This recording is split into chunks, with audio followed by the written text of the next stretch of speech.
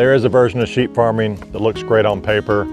It's great pasture, good forage, healthy forage, no feed bill, 100% grass fed. And I chased that for several years, and I think my sheep did okay. But not all pastures and grass are created equal, is what you'll learn. And so there's specific times a year that I need to supplement if I want my lambs to thrive. That's where I really saw the difference, was how fast and well my lambs were growing. And I've learned I need to supplement while my pastures improve. And so that's what I want to get into today, is how and when I supplement, but more specifically, this Advantage feeder that I've been using for the last couple of years and all the finer details of that. It's worked out really well for us. We'll get into it.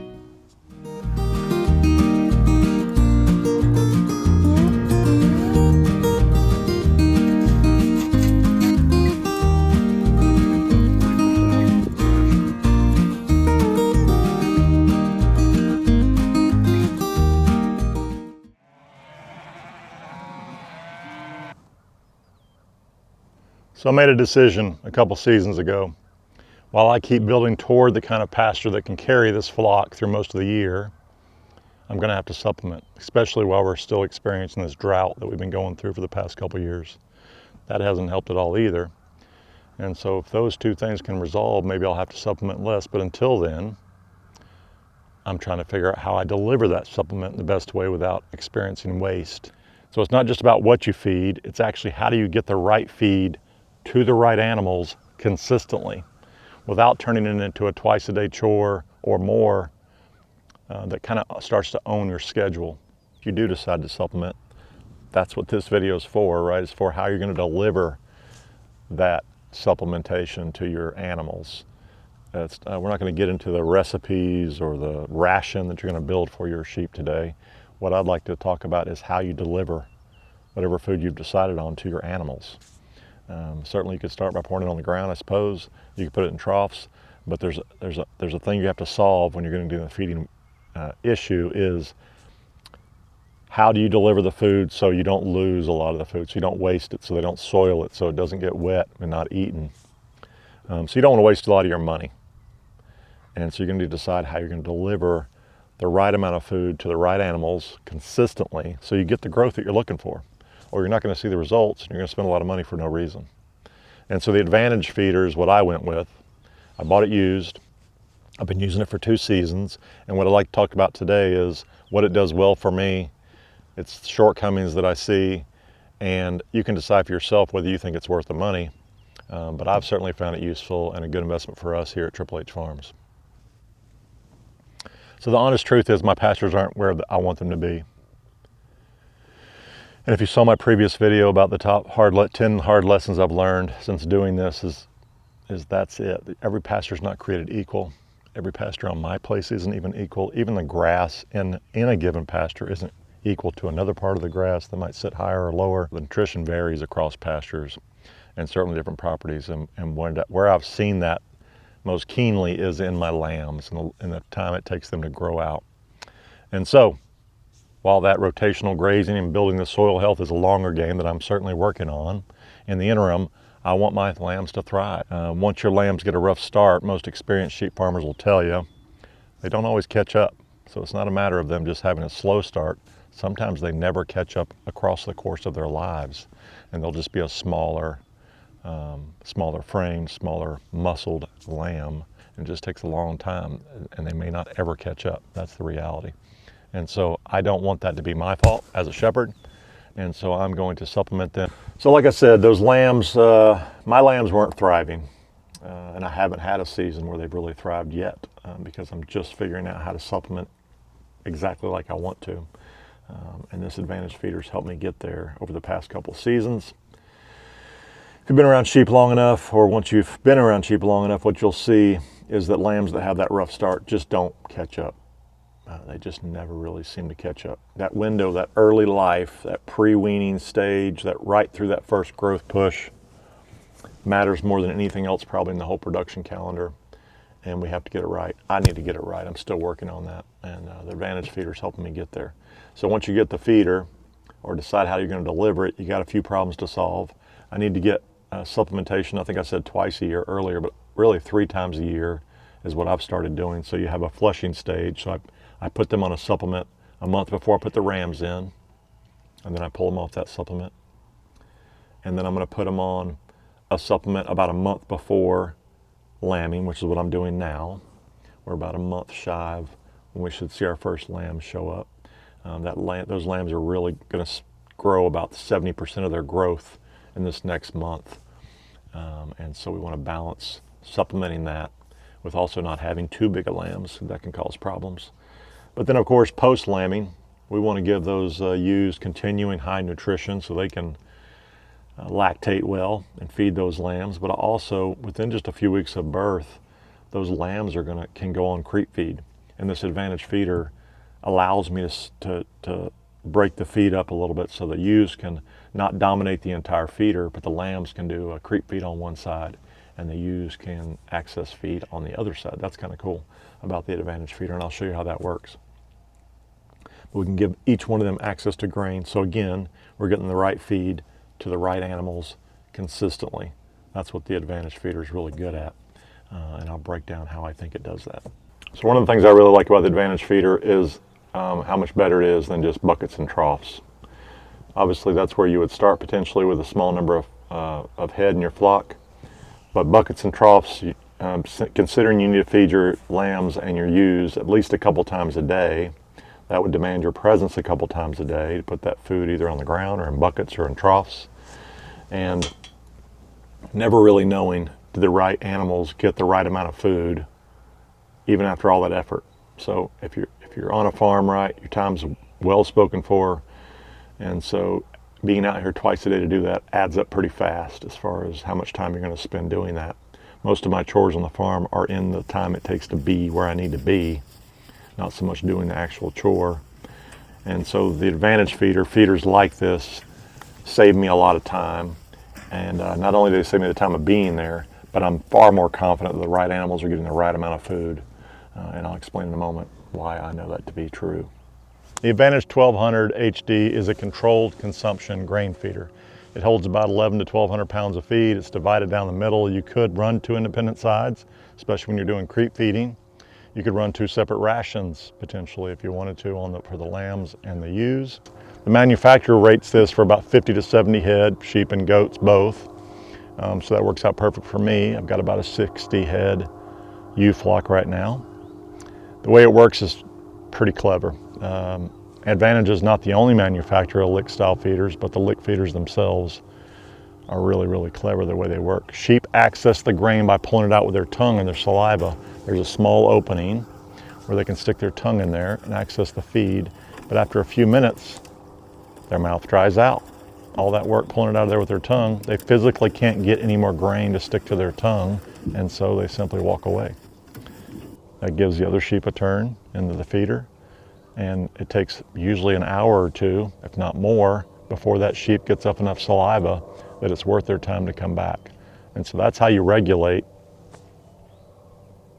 how each sheep or each lamb, how much food they're going to get, is based on how wide that slot is, so how much they're getting with each swath of their tongue. And so that takes a little fine tuning, which is what I'm doing right now, is kind of monitoring very closely how much feed they're consuming each day based on the number of head, and then I can estimate how many pounds each sheep is getting. And you can adjust that. There's several different ways to adjust the advantage feeder, both the access slot that they can put their tongue in and how open it is to begin with, so how rapidly it feeds. You can make those adjustments and determine how much the flow rate versus how much they can access with their tongue. But that's a lot of technical in the weed stuff. It's not that difficult, so don't think it's too complicated. There's a couple levers and a couple of screws that you adjust. It's very easy to do.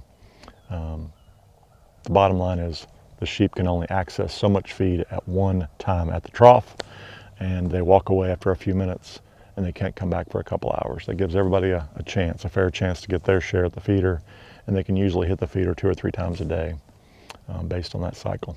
So I got 50 or 60 head, which is right where the manufacturer recommends us with 50 or 70 head. So they seem to handle it pretty comfortably. There can be some crowding when you first use it. They get pretty excited about it, as you might imagine, and 50 or 60 head can't access this trough even if it's double-sided. So there's a little bit of excitement when you first start using it. or if you let it go empty and you need to refill it, there's some excitement there too. So that's why I have them out of the pasture right now, so I can get this thing filled and talk to you all about it without them tripping all over me.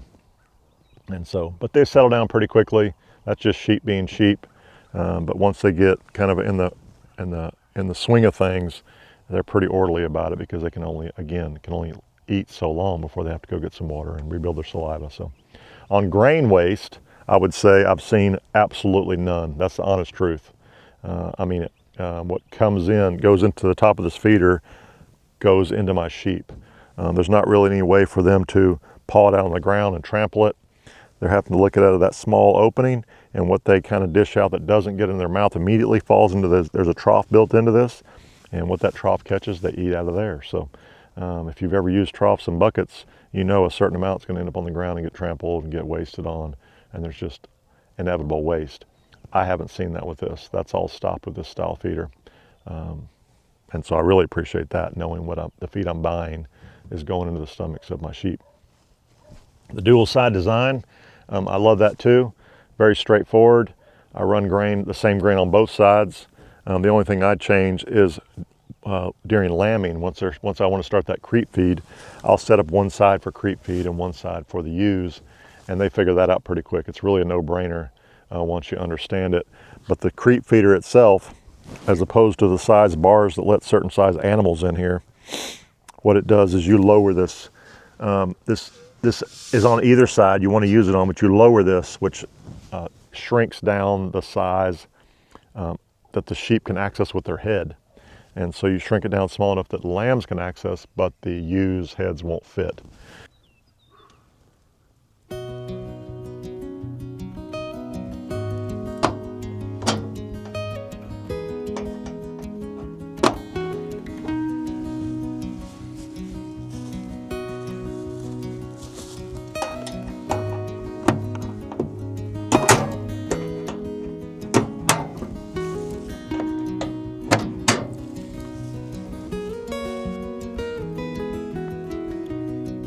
So you're going to move this button here, and you have these different positions to put the creep feeder back up, kind of in the not being used stage. Then you're going to lower it down to where you see it now. And there's even some smaller settings, some more precise settings.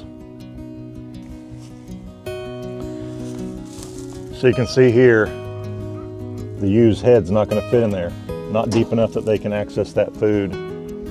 But the sheep, or the lambs I should say, will be able to fit in there and access it. So this is your creep feeder mechanism. You adjust it with these push button, and then you have these locks that can lock it in place. What do you guys think? Do you think the creep feeder works? I turned the creep feeder down so just the lambs could get in there like yesterday evening. And the ewes pounded on it and beat on it for several hours trying to get in there, but it's no worse for wear. The little lambs can fit their heads in there, and they're digging it. One lamb figured it out, and then the rest of them just followed suit. So now one side is open to the ewes, and then this side here is obviously just open to the lambs, so they don't have to compete. Each of them get their fair share.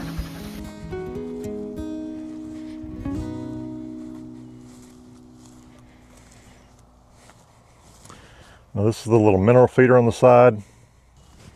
I'd have to look up the specs actually, I don't really know, but it holds a lot.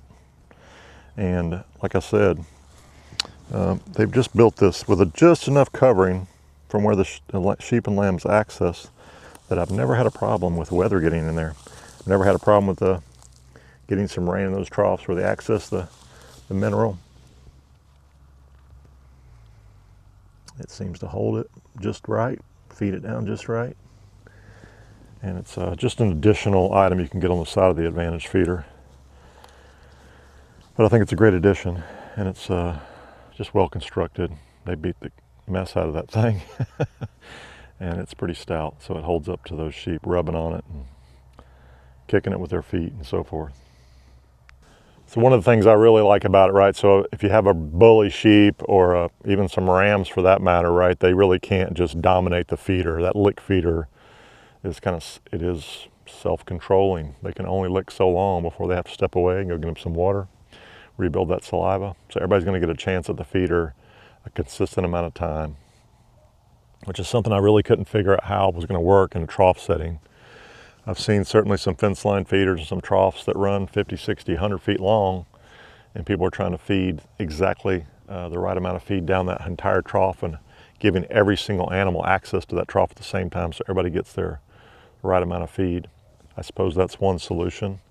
It's not the one I went with.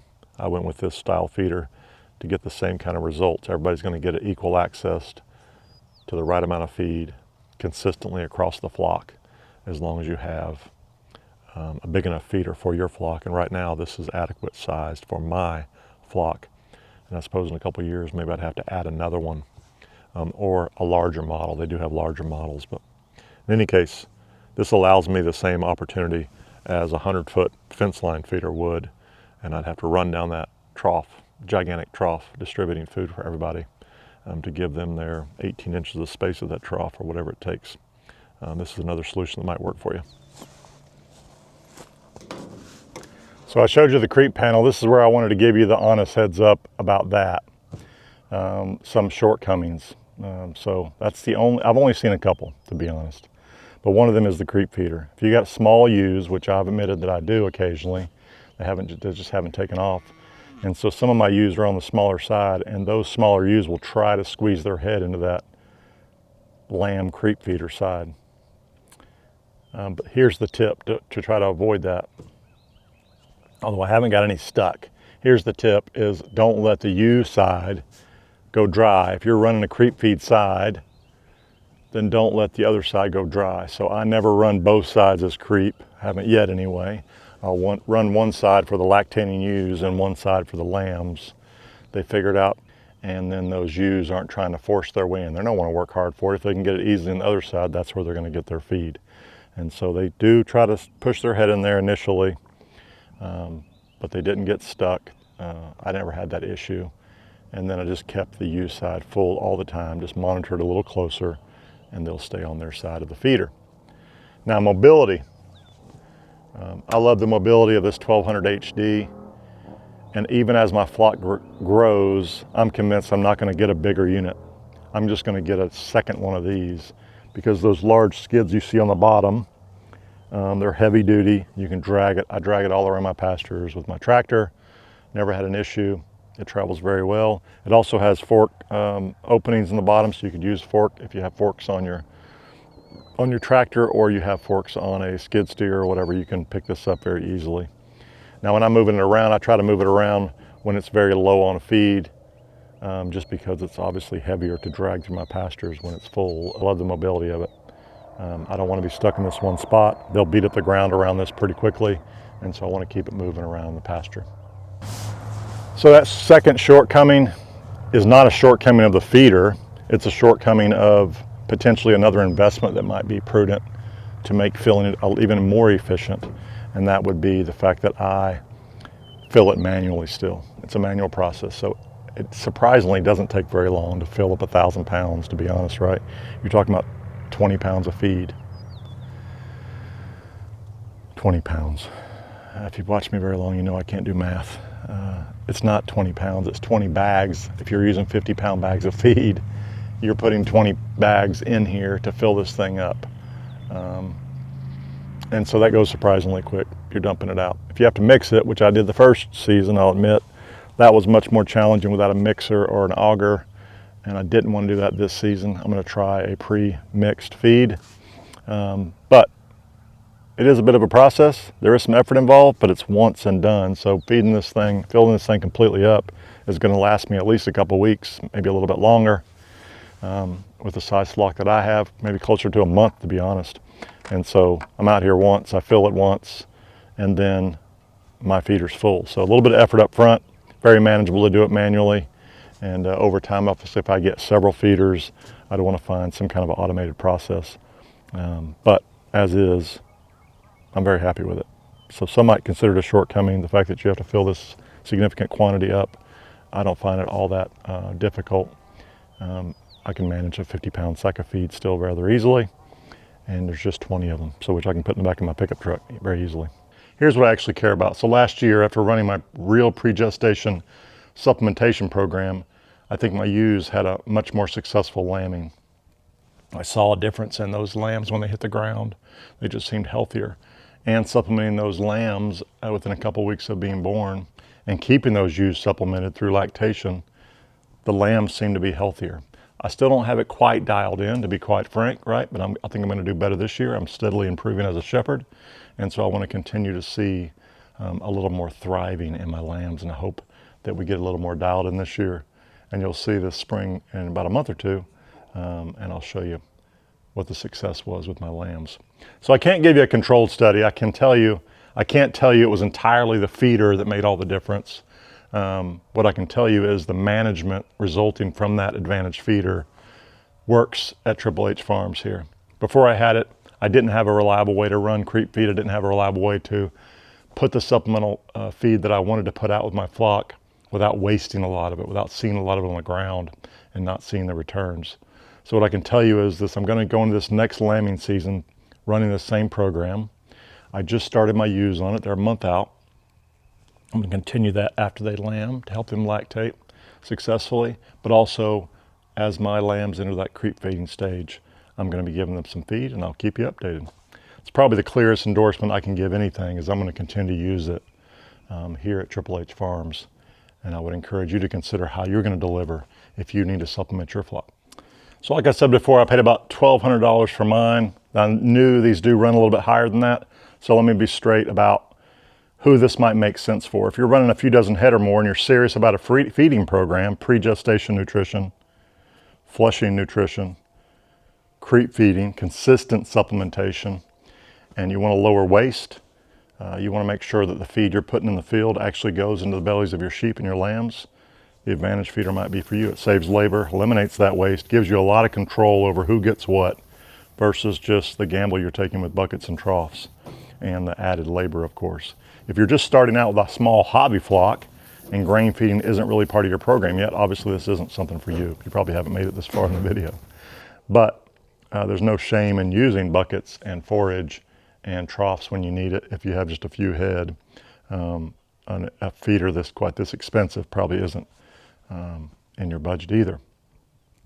But if you've had a season where some of your lambs just didn't get where they needed to be, even when you're trying to supplement, you're seeing a lot of feed on the ground, you might want to consider one of these automatic feeders. On a sheep farm, I think consistency wins. This feeder gives me consistency, and that's what I like about it. So if you like what we've shared today, give me a big thumbs up. I'd appreciate that. Consider joining the growing community we have here. If you have questions about the advantage feeder, shoot them in the comments. If you're using something else that people can benefit from, I'd love to hear about that too. This is our Sheep Biz Life here in Tennessee, and I'll see you around.